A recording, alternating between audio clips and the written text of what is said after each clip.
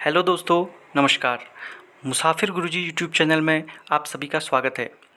इस चैनल के माध्यम से आज हम उत्तराखंड में जो यूकेएसएससी के जितने भी एग्ज़ाम्स हैं उन सभी के लिए एक क्रैश कोर्स स्टार्ट कर रहे हैं। इस क्रैश कोर्स की महत्वपूर्ण विशेषता ये है कि इसमें हम जो उत्तराखंड और हिंदी के अलावा यानी जो उत्तराखंड और हिंदी के अलावा जैसे आपके जो जीएस के टॉपिक हैं, कंप्यूटर के टॉपिक हैं या रीजनिंग के टॉपिक हैं, उन सभी के लिए क्रैश कोर्स स्टार्ट कर रहे हैं। और उस क्रैश कोर्स में सबसे महत्वपूर्ण ये है कि जो क्रैश कोर्स है ये एनसीईआरटी पे आधारित होगा। एनसीईआरटी के जो भी तथ्य हैं, जो भी उसमें एनसीईआरटी के हर सब्जेक्ट के विशेषकर जो जीएस के टॉपिक्स हैं उनमें एनसीईआरटी के जितने भी तथ्य हैं उन सभी को इंक्लूड किया जाएगा। उसके अलावा जो यूकेएसएससी के वर्तमान पैटर्न के हिसाब से जो महत्वपूर्ण तथ्य इसमें हैं उन चीज़ों को भी हर सब्जेक्ट वाइज उसमें सम्मिलित किया गया है। तो जो सीरीज क्रैश कोर्स की हम स्टार्ट कर रहे हैं ये उन अभ्यर्थियों के लिए विशेष फ़ायदेमंद है जो लोग 2 नंबर 3 नंबर से जिनका सिलेक्शन रह जा रहा है, क्योंकि जो उत्तराखंड और हिंदी के टॉपिक्स हैं उसमें हर अभ्यर्थी अपनी कमांड बना रहा है, लेकिन जो जीएस के टॉपिक है कहीं ना कहीं उनके विशाल सिलेबस के चलते या फिर उनमें हमारी कमज़ोर पकड़ के चलते हमारे वो टॉपिक कंप्लीट नहीं हो पाते हैं। तो कम से कम एनसीईआरटी के जो टॉपिक हैं वो तो हम उनको कवर करें, क्योंकि आयोग का जो वर्तमान पैटर्न है एनसीईआरटी को आयोग बहुत ज़्यादा प्रेफरेंस दे रहा है। और वर्तमान में आयोग के जो एक्सपर्ट हैं उनके सवालों के ऊपर जो विवाद को चलते हुए आगामी एग्जाम में ये कहा जा सकता है कि आयोग कम से कम ऐसे मानक पुस्तकों के सवाल ज़्यादा सम्मिलित करेगा जिन पर विवाद ना हो। ठीक, तो एनसीईआरटी के जो तथ्य हैं वैसे भी बहुत महत्वपूर्ण हैं और आयोग के पैटर्न के हिसाब से भी हमारे लिए बहुत महत्वपूर्ण हो जाते हैं। तो जीएस के जितने भी टॉपिक्स हैं इन सभी को हम एनसीईआरटी के जो तथ्य हैं उनका एक निचोड़ इन नोट्स में दिया गया है, इसको हम स्टार्ट कर रहे हैं। और आइए स्टार्ट करते हैं मुगल वंश। और मुगल वंश मध्यकालीन भारत का एक टॉपिक है, ये हमने इसलिए रखा है क्योंकि आधुनिक भारत को पढ़ने से पहले मुगल वंश को समझना बहुत ज़रूरी है। तो हम हिस्ट्री से लेकर हम इसको स्टार्ट कर रहे हैं, धीरे धीरे सारे सब्जेक्ट इसमें कवर होंगे। तो स्टार्ट करते हैं मुगल वंश। तो देखिए जो मुगल है वो मंगोल और तुर्की का सम्मिश्रण है। मंगोल और तुर्की का सम्मिश्रण है, क्योंकि जो मुगल अगर हम बात करें बाबर से हमारा मुगल वंश स्टार्ट होता है, तो बाबर की जो माँ थी वो क्या थी, चंगेज खां की जो वंशज मानी जाती हैं। और चंगेज खां मंगोल वंश से जुड़ा हुआ है, तो मंगोल बाबर की जो माँ है वो मंगोल वंश से जुड़ी हुई है और जो बाबर के पिता थे वो तुर्की या फिर तैमूर वंश के वंशज से जुड़े हुए हैं। तो मुगल वंश कहीं ना कहीं मंगोल और तुर्की वंश से निकल के आता है मुगल वंश। और मुगल का अर्थ एक बार पूछा गया है, मुगल का जो शाब्दिक अर्थ होता है वो होता है बहादुर। मुगल का जो शाब्दिक अर्थ होता है वो क्या होता है, बहादुर होता है।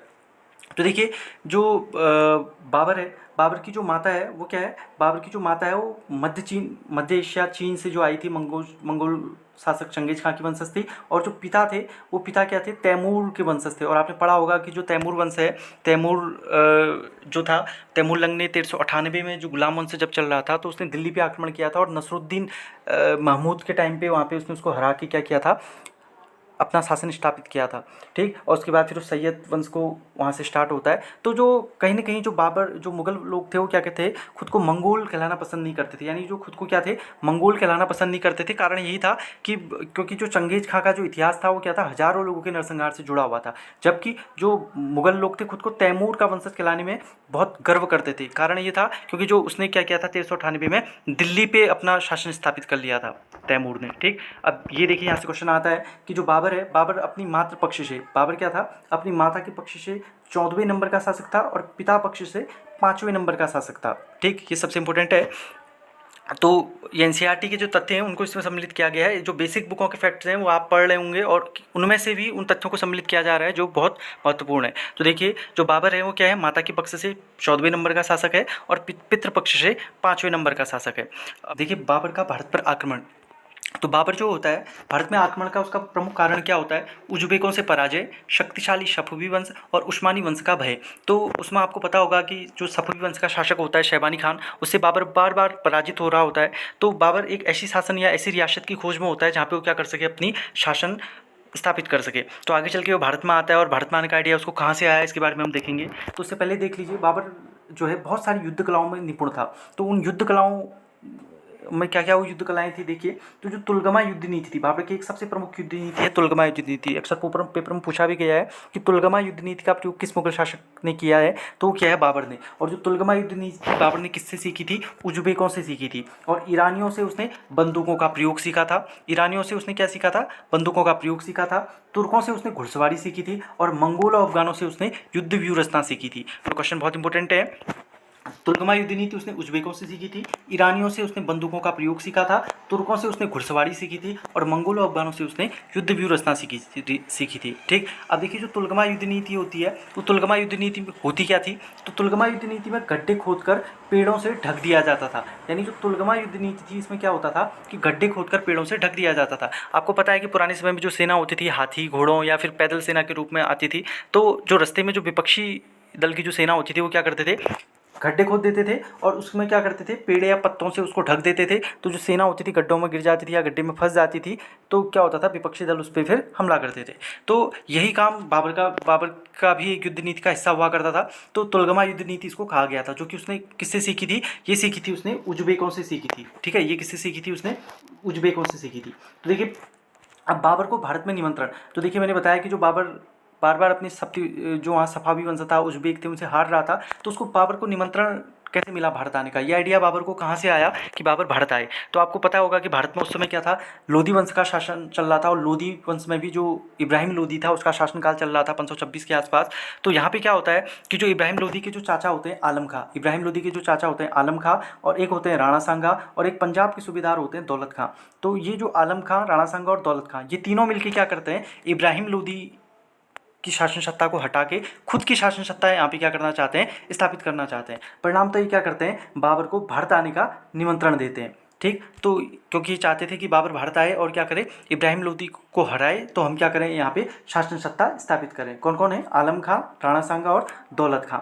अब देखिए इन तीनों ने बाबर को भारत पे इनवाइट किया और जो है बाबर भारत आता भी है, और उसने स्टार्टिंग में 519 में भेरा के युद्ध को जीता था, आगरा के किले को उसने जीता था। और उसके बाद जो सबसे महत्वपूर्ण युद्ध है उसका बाबर का, वो है पानीपत का युद्ध। पानीपत का युद्ध होता है 21 अप्रैल 1526 को, 21 अप्रैल 1526 को। किस किस के बीच में होता है, बाबर और इब्राहिम लोदी के बीच में, क्योंकि इब्राहिम लोदी के को हराने के लिए ही आलम खां, राणा सांगा और दौलत खां ने बाबर को यहाँ बुलाया था। परिणाम था फिर पानीपत का जो युद्ध होता है 21 अप्रैल 1526 को। तो बाबर और इब्राहिम लोदी के बीच में युद्ध होता है, और और इस युद्ध में कौन जीतता है, बाबर जीत जाता है और इब्राहिम लोदी हार जाता है। तो इस युद्ध में बाबर जो जीता, इसकी जो प्रमुख विशेषताएं थी, क्या क्या रही बाबर की विशेषताएं इस युद्ध में, देखिए इस युद्ध में बाबर ने सबसे पहले तो यहाँ पे तुल्कमा युद्ध नीति का प्रयोग किया। बाबर ने क्या किया, तुल्कमा युद्ध नीति का प्रयोग किया, तोपखाने का प्रयोग किया। और यहाँ से क्वेश्चन बनता है कि बाबर ने जो तोपखाने का प्रयोग किया तो उसके प्रमुख तोपची कौन थे, उसके प्रमुख तोपची थे उस्ताद अली और मुस्तफ़ा। उस्ताद अली और मुस्तफ़ा, ये क्वेश्चन बहुत बार आया है कि उस्ताद अली और मुस्तफ़ा क्या थे, ये तोपची थे। और किस मुगल शासक के समय तोपची रहे हैं, बाबर के समय रहे हैं। और पानीपत के युद्ध से इसका महत्वपूर्ण संबंध है, क्योंकि संभवतः बाबर ने ही भारत में सबसे पहले बारूद का प्रयोग किया है कहते हैं। तो देखिए जो पानीपत का जो युद्ध है, ये तोपखाने का प्रयोग इसमें जो किया गया था, तो तोपची इसके प्रमुख कौन थे, उस्ताद अली और मुस्तफ़ा थे। और पानीपत का जो युद्ध था, उस युद्ध के बाद बाबर ने क्या किया, प्रत्येक काबुलवासी को एक एक चांदी का सिक्का दिया। जब बाबर पानीपत का युद्ध जीत गया था, तो इस जीत की खुशी ने उसने क्या किया, प्रत्येक काबुलवासी को एक एक चांदी का सिक्का दिया। परिणाम था बाबर को फिर कलंदर की उपाधि दी गई थी। किसकी उपाधि दी गई थी, कलंदर की उपाधि दी गई थी। क्वेश्चन बहुत बार आया हुआ है कि किस मुगल शासक को जो है क्या है, कलंदर की उपाधि दी गई है। तो बाबर को जो है कलंदर की उपाधि दी गई है। क्यों दी गई है, उसकी उदारता के कारण। इतिहासकारों ने माना है कि वो क्या था, उदार था। तो उसने जीत की खुशी में क्या किया, प्रत्येक काबुलवासी को एक सिक्का दिया, जिस कारण उसको कलंदर की उपाधि दी गई। ठीक, और जो पानीपत का युद्ध था वो बाबर की भारत में 5वीं लड़ाई थी। इससे पहले वो बहुत सारे छोटे मोटे युद्ध कर चुका था, जैसे भेरा का किला उसने जीता था 519 में। ठीक, तो इस तरह के जो युद्ध थे बाबर पहले भी कर चुका था। और जो पानीपत का युद्ध था बाबर की महत्वपूर्ण विजय के रूप में भारत में देखा जाता है। और यहाँ से क्वेश्चन और आता है कि जो बाबर था, जो पानीपत का युद्ध था, इसके प्रत्यक्षदर्शी कौन रहे हैं। तो गुरु नानक देव जो हैं, जो सिखों के जो पहले गुरु थे गुरु नानक देव, वो क्या थे, इस युद्ध के प्रत्यक्षदर्शी माने गए हैं। ठीक, ये क्वेश्चन बहुत इंपॉर्टेंट है। अब अगला देखिए, अब जब बाबर ने ये जो पानीपत का युद्ध जीतने के बाद प्रत्येक काबुलवासी को एक एक सिक्का दिया, वहाँ से उसको कलंदर की उपाधि मिली।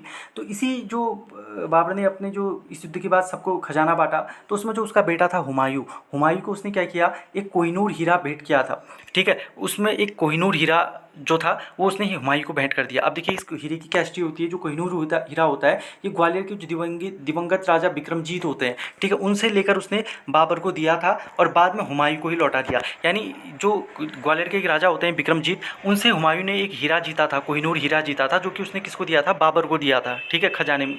क्योंकि जो भी खजाना युद्ध में कोई जीत के लाता था वो किसका होता था, राजा का होता था, राजा को दिया था और बाबर के खजाने में था। तो बाबर ने जब ये खजाना लौटा सबको बांटा, तो इस खजाने में वही जो कोहिनूर हीरा जो हुमायूं ने बाबर को दिया था, वही कोहिनूर हीरा किसको मिल गया, वापस से हुमायूं को मिल गया था, ठीक है। बाद में हालांकि हुमायूं ने फिर से उसको लौटा दिया उसको, ठीक। तो पानीपत का जो प्रथम युद्ध था वो 1526 में हो गया था। तो बाबर के 4 महत्वपूर्ण युद्ध भारत में रहते हैं: पानीपत का युद्ध, खानवा का युद्ध, घाघरा का युद्ध, पानीपत का युद्ध, खानवा का युद्ध, चंदेरी का युद्ध और घाघरा का युद्ध, ठीक है। पान खाओ चिल्ला के गाओ, ये एक इसकी छोटी सी ट्रिक कह सकते हैं। तो देखिए उसके अलावा देखिए अब क्या था, पानीपत के युद्ध के बाद राणा सांगा ने बाबर का साथ नहीं दिया, क्योंकि मैंने बताया था कि जो आपने देखा होगा कि जो राणा सांगा है यहाँ पे, ठीक है, यहाँ पे क्या है, जो आलम खां है आपका, उसके अलावा राणा सांगा है और जो दौलत खां है, इन तीनों ने ही बाबर को भारत में बुलाया था। अब जब पानीपत का प्रथम युद्ध हो गया और इब्राहिम लोदी हार गया, तो इस युद्ध में जो पानीपत का प्रथम युद्ध हुआ था, इस युद्ध में राणा सांगा ने बाबर का साथ नहीं दिया था। तो परिणाम तो क्या होता है, पानीपत के प्रथम युद्ध में बाबर जीत तो गया, लेकिन जो है अब उसने क्या किया, दूसरा युद्ध इस राणा सांगा के खिलाफ ही कर दिया, क्योंकि इस युद्ध राणा सांगा ने बाबर का साथ नहीं दिया था। तो देखिए अगला युद्ध होता है खानवा का युद्ध। खानवा का युद्ध 1527 में होता है, 6 मार्च 1527 को बाबर और राणा सांगा के बीच में होता है। और इस युद्ध में कौन जीतता है, बाबर जीत जाता है और राणा सांगा हार जाता है, ठीक। और खानवा के युद्ध के बाद बाबर ने जिहाद का नारा दिया था, ठीक है, बाबर ने जिहाद का नारा दिया था और बाबर ने गाजी की उपाधि भी ली थी। देखिए क्वेश्चन बहुत इंपॉर्टेंट है। पानीपत के प्रथम युद्ध के बाद बाबर ने आपका कलंदर की उपाधि धारण करी थी, क्योंकि उसने सबको एक एक सिक्का बांटा था, तो उसकी उदारता के लिए उसको क्या कहा गया, कलंदर कहा गया था, ठीक है। जबकि उसने खानवा के युद्ध के बाद, जबकि क्या है, खानवा के युद्ध के बाद उसने क्या किया, जिहाद का नारा दिया था अपनी सेना के मनोबल को बढ़ाने के लिए, क्योंकि सेना थक गई थी या उनको क्या था, विश्राम की जरूरत थी। तो उसने क्या किया, जिहाद का नारा दिया। तो उनसे क्या हुआ, जिहाद का नारा दिया। और दूसरा उसने क्या किया, गाजी की उपाधि धारण करी, ठीक। और कुछ समय के लिए शराब बेचने और खरीदने पर प्रतिबंध लगा दिया। उसको ये लगा कि कहीं उसकी सेना क्या हो जाए, शराब और नशे के उसमें क्या हो जाए, उसकी सेना क्या हो जाए, अपना लक्ष्य ना भटके। इस वजह से उसने क्या किया, जिहाद का नारा दिया और गाजी की उपाधि ली और साथ ही शराब बेचने और खरीदने पर प्रतिबंध लगा दिया। उसके बाद देखिए अगला युद्ध, देखिए चंदेरी का युद्ध। अगला युद्ध बाबर कौन सा लड़ता है, चंदेरी का युद्ध। चंदेरी का युद्ध 29 जनवरी 1528 को बाबर और मेदिनी राय के बीच में लड़ा जाता है। देखिए क्वेश्चन बहुत इंपॉर्टेंट है। बाबर के 4 प्रमुख युद्ध हैं। पानीपत का युद्ध जो बाबर और इब्राहिम लोदी के बीच 1526 में, 1527 में खानवा का युद्ध बाबर और राणा सांगा के बीच, और 1528 में लड़ता है बाबर चंदेरी का युद्ध, ठीक है, बाबर और मेदिनी राय के बीच में होता है। और इस युद्ध में भी क्या होता है, बाबर विजयी होता है। और सबसे बड़ी बात इस युद्ध का क्या है कि जो बाबर के साथ इस युद्ध में कौन लड़ता है, शेर खां। शेर खां ये वही शेर खां है जो आगे चल के शेरशाह सूरी के नाम से जाना जाएगा, ठीक है। जो चौसा के युद्ध के बाद शेरशाह सूरी हो जाता है, आगे पढ़ेंगे।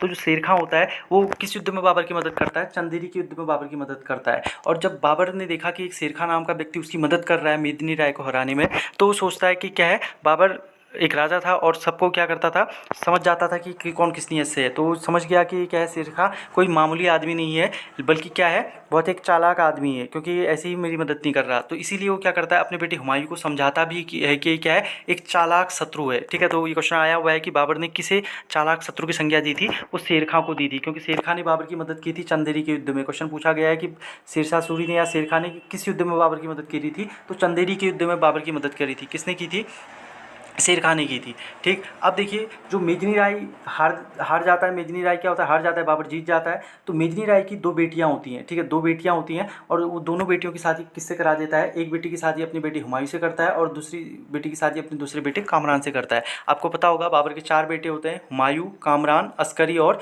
हिंदाल, ठीक। इन चारों बेटों में जो 2 बड़े बेटे होते हैं हुमायूं और कामरान, इन दोनों से वो क्या करता है, मेदिनी राय की बेटी की शादी करा देता है, ठीक है। अब देखिए फिर होता है घाघरा का युद्ध। जो लास्ट युद्ध बाबर ने भारत में लड़ा वो युद्ध था आपका 1529 में, घाघरा का युद्ध। घाघरा का युद्ध किसके साथ लड़ता है, अफगान वर्सेस बाबर। इस युद्ध में कौन लड़ते हैं, अफगान और बाबर के बीच में युद्ध होता है और इस युद्ध में फिर से बाबर जीत जाता है। अफगान क्यों, क्योंकि आपने पता होगा अफगानों को हराकर ही बाबर ने भारत में सत्ता स्थापित की थी, क्योंकि जो लोदी इब्राहिम लोदी था वो अफगान वंश से था। तो अफगान अभी पूरी तरह समाप्त नहीं हुए थे, उनके कोई वंशज रहे होंगे, जिसमें महमूद लोदी था। और महमूद लोदी यानी जो अफगान थे उनको हरा के क्या किया बाबर ने, घाघरा का युद्ध जीत लिया। और घाघरा का युद्ध क्या है, एकमात्र जल व थल में लड़ाया गया युद्ध। देखिए क्वेश्चन बहुत इंपॉर्टेंट है कि मध्यकालीन भारत का एकमात्र जल व थल में लड़ा गया युद्ध कौन सा था, वो था आपका घाघरा का युद्ध। इससे पहले जो पानीपत का युद्ध था उसमें एक फैक्टर और था कि मध्यकालीन इतिहास का पहला युद्ध था जिसमें कोई शासक क्या हुआ था, युद्ध में मारा गया था। इब्राहिम लोदी क्या होता है, युद्ध में मारा जाता है। बाबर और इब्राहिम लोदी के बीच में जब युद्ध होता है तो इब्राहिम लोदी मर जाता है। तो ये क्वेश्चन वहाँ से भी इंपॉर्टेंट है कि पानीपत का पहला युद्ध था, पानीपत का प्रथम युद्ध अपने आप में एक ऐसा युद्ध है जिसमें मध्यकालीन इतिहास का पहला शासक जिसमें कोई मारा गया था। और घाघरा का युद्ध एकमात्र जल थल में लड़ा गया युद्ध। ये कौन सा युद्ध है, घाघरा का युद्ध है। ठीक, ये भी इंपॉर्टेंट है। उसके अलावा देखिए बाबर ने काबुल में चांदी का सिक्का शाहरुख चलाया। तो देखिए क्वेश्चन बहुत इंपॉर्टेंट है, बाबर ने कौन सा सिक्का चलाया, बाबर ने काबुल में चांदी का सिक्का शाहरुख चलाया। उसके अलावा देखिए बाबर की जो आत्मकथा है वो क्या है, तुझके बाबरी, बाबरनामा या फिर उसको तहकीक बाबरी भी कहते हैं। ये किस भाषा में लिखी गई है, तुर्की भाषा में लिखी गई है। देखिए यहाँ से बहुत कन्फ्यूजन होता है। बाबर की जो आत्मकथा है वो तो तुर्की भाषा में लिखी गई है, लेकिन आगे चल के हुमायूं की आत्मकथा, हुमायूंनामा जो हुमायूं की जो लिखी गई है, हुमायूंनामा गुलबदन बेगम ने जो लिखी थी वो आपका फारसी भाषा में है। मुगल जो होते हैं, जो मुगल हैं, मुगलों की जो इनकी जो भाषा है वो क्या है, फारसी। आप देखेंगे मुगलों की जो अपनी भाषा है वो कौन सी भाषा है, फारसी भाषा है इनकी। लेकिन राज की भाषा तो इनकी फारसी है, लेकिन जो बाबर की जो आत्मकथा है वो तुझके बाबरी, बाबरनामा या तहकीक बाबरी तुर्की भाषा में है और हुमायूंनामा फारसी भाषा में है। ठीक, ये इंपॉर्टेंट है। उसके अलावा देखिए बाबर ने सड़कों को नापने के लिए गजे बाबरी चलाया। बाबर ने यहाँ पे गजे बाबरी चलाया है। ठीक, उसके बाद आगे देखते हैं। देखिए बाबर का जो काव्य संग्रह है, बाबर के अगर हम काव्य संग्रह की बात करें तो दीवाने तुर्की, बाबर का एक काव्य संग्रह था दीवाने तुर्की, और एक इसकी पुस्तक थी रियाल ए उसद यानी खते बाबरी जिसको कहा जाता है। तो खते बाबरी के रचनाकार कौन है, बाबर ने लिखी है। रियाल ए उसद भी उसको कहा जाता है। और बाबर का एक काव्य संग्रह था जिसका नाम था दीवाने तुर्की, बहुत इंपॉर्टेंट है। उसके अलावा देखिए बाबर ने आगरा में ज्यामितीय विधि से नूरे अफगान या आरामबाग पार्क का निर्माण किया था। तो बाबर जो था इसने इसके समय की स्थापत्य कला का सबसे महत्वपूर्ण उदाहरण था नूरे अफगान पार्क या फिर आरामबाग। ठीक, जो कहाँ पे था, आगरा में था। ठीक, उसके अलावा बाबर पद्य शैली मुबैयान का रचनाकार भी माना जाता है। तो पद्य शैली थी एक मुबैयान, कौन सी शैली थी, मुबैयान। ठीक है, मुबैयान करके एक पद्य शैली थी, उसका रचनाकार कौन माना जाता है, बाबर माना जाता है। ठीक, उसके अलावा देखिए जो बाबर होता है, बाबर की मृत्यु 530 में हो जाती है आगरा के आरामबाग में। ये वही आरामबाग पार्क है जहाँ पे क्या हुआ था, बाबर ने जिसको बनाया था नूरे अफगान पार्क, जो अभी हम देख रहे थे, जो नूरे अफगान पार्क था ये। ठीक है, जो ये नूरे अफगान पार्क था, यहाँ क्या हुआ था, बाबर को दफनाया गया था इस नूरी अफगान पार्क में। ठीक है, जो उसने खुद बनाया था। लेकिन उसकी बाद में जो उसकी इच्छा होती है कि जो बाबरनामा जो उसने लिखी थी उसमें उसने बताया था कि उसको कहाँ मरने के बाद कहाँ दफनाया जाए, काबुल में। तो इसी कारण बाबर की इच्छा अनुसार उसको बाद में कहाँ दफनाया गया था, काबुल में दफनाया गया था। ठीक है, उसकी मृत्यु तो होती है नूरी अफगान पार्क में, पहले उसको दफनाया जाता है आरामबाग में, लेकिन उसकी इच्छा अनुसार उसको बाद में कहाँ दफनाया जाता है, काबुल में। तो क्वेश्चन आएगा बाबर का मकबरा कहाँ पे है, तो कहाँ पे, काबुल में है। ठीक, तो इसी तरह से आज बाबर तक देखा हमने। उसके बाद अब जो सीरीज आएगी वो लगातार हम 3-3, 4-4 शासक करके पढ़ेंगे और 3 टॉपिक में हम क्या करेंगे, मुगल को कंप्लीट करेंगे।